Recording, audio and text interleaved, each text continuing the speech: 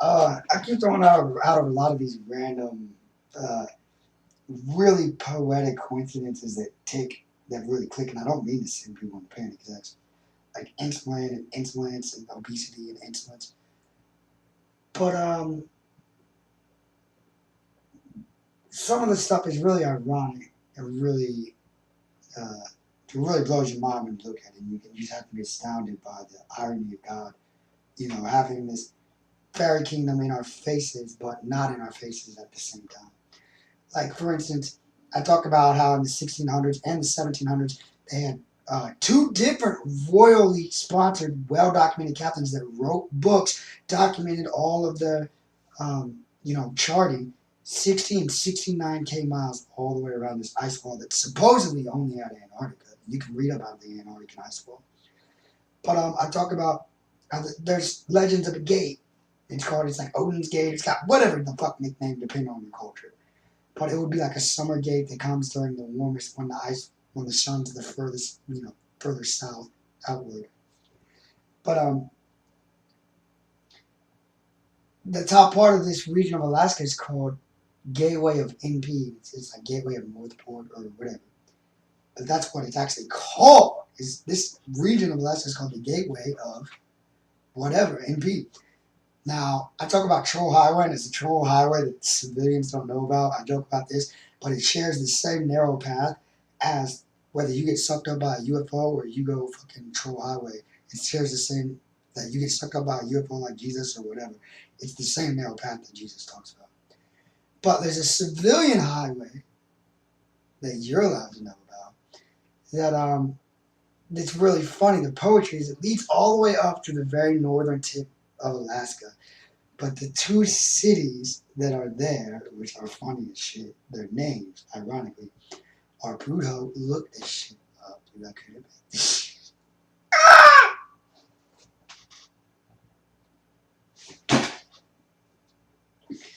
Well, I wouldn't tell you if it wasn't ironic enough to be funny. The cities are called Prudhoe. There's two towns right next to each other at the northern tip of this civilian highway that you're allowed to know about. It's called Prudhoe Town, the town of Prudhoe and the town of Dead Horse.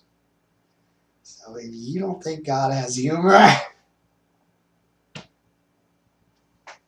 about the God, about the Santa Claus stealing the Grinch, and you don't think God's forgiving, and Santa Claus being the Grinch that stole Christmas from the elves, and it always gets stolen back.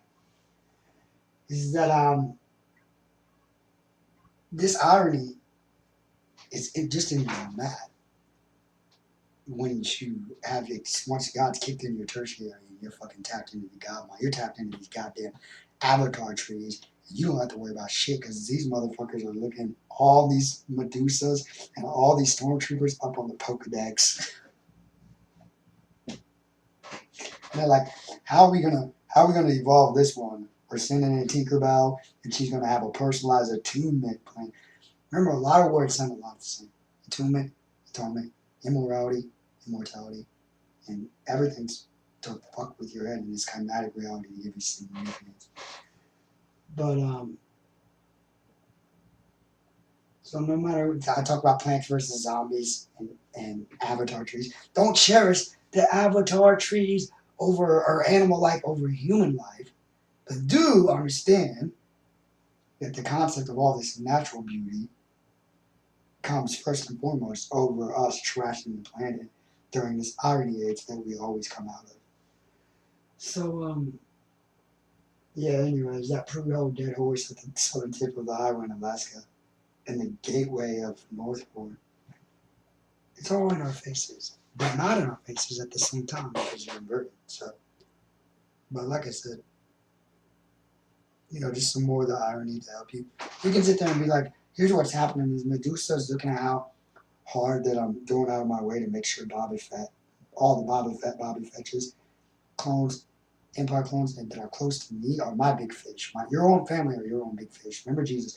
You're going to go, heaven's like where you go, it's like a pond, but you go and throw out a net. A fisherman throws out a net and he takes the big fish, or you can take many big fish and throw whatever ones you don't want back. You set them back free into the infinite pond. Is that your big fish are automatically your family. because magnetism is unconditional and blind, are your biggest ones. Then you branch out from that. No tree can grow to heaven whose roots can't go to hell. So while Medusa's sitting there like, I hate these Jedis. They're trying to kill our husband's precious egos so they can actually dream and love themselves more than ever. And I like watching them suffer with their cute, delusional, full credit taking, big, strong, good hand delusion more than their simple happiness they could have through God. It's stuff, and it's like, no, you have to find balance, and this is the battle that's going on here. Is that they're freaked out when the pan comes and starts snapping their fucking parents, no matter what the fuck it takes, out of the goddamn dream. And here's the thing about balance. I'm not saying open your eyes and stare into the sun, but here's what I'm saying. You're not going to be allowed to just close your eyes to all these witches trying to kidnap these Harry Potters and forever. They're going to have to come open, because here's what's going to happen. They're going to be forced to blink and squint open to see the dawn, and the dawn's always going to heal them. But guess what? That's all it is balance. I'm not telling you to stare in the sun, but I'm telling you not to close your fucking eyes like some stormtrooping shit-eating zombie. Because these plants...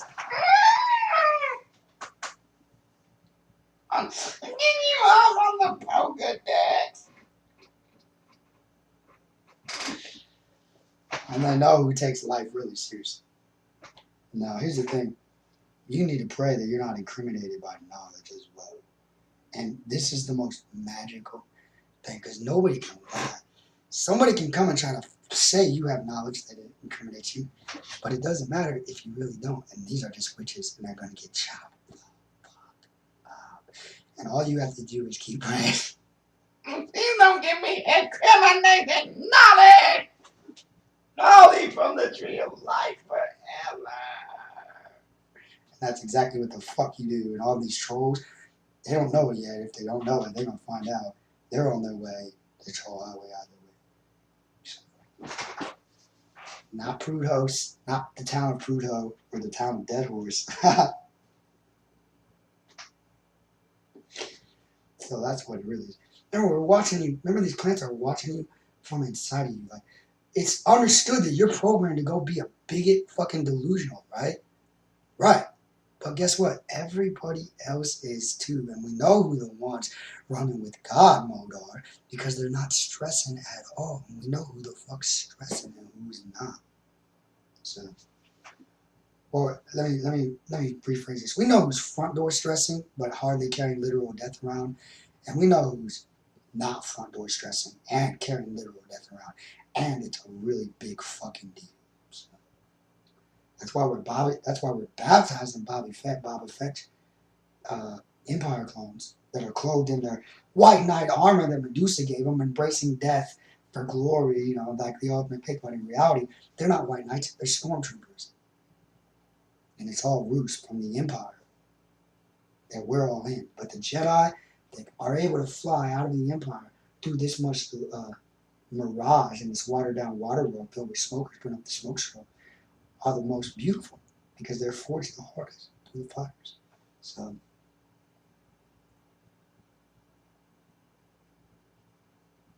you can go back to Medusa always and wonder, Medusa, please agree with me. I want people to be criminals like me. I want it to be. It's like wrong, man.